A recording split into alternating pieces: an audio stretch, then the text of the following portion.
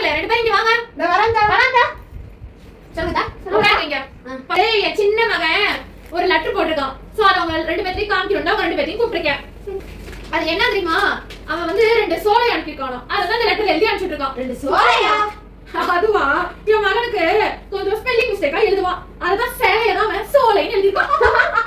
2 பேரும் சிரிச்சது. நான் சொல்ல வந்து கேளுங்க. அது என்னன்னா அவன் 2 சேலை அனுப்பிட்டு இருக்கான். என்ன ஒண்ணு வந்து மெலிசா, ஒண்ணு மொத்தமா ஒரு அக்காக்கு வந்து மெலிசான சோலை. ஐயோ நானே மாத்தி சொல்லிட்டேன் பாரு. என் மகன் எழுதிருக்கிறது எனக்கு வந்துச்சு. 2 சேலை அனுப்பிட்டு இருக்கானா. அது வந்து அக்காக்கு மெலிசான சேலை வேணுமா. அதனால நீ மொத்தமான சேலை எடுத்து கொடுத்தாங்க. எப்படி அத்தா? ஏன் சேலை எடுத்தாக்கா ஆக்கிர கொடுக்குறீங்க? எனக்கு கொடுத்தது எனக்கு வச்சுக்கிறேன், அவங்களுக்கு கொடுத்தது அவங்களுக்கு கொடுத்துடணும். எனக்கு வேண்டாம், அவங்களுக்கு வந்தது அவங்களுக்கு கொடுங்கத்தா. எனக்கு வேண்டாம், சரி அவங்கள்ட்டே கொடுத்துருங்க. 2 பேரும் என்ன ஏன் பேச்சா கேக்குறீங்க?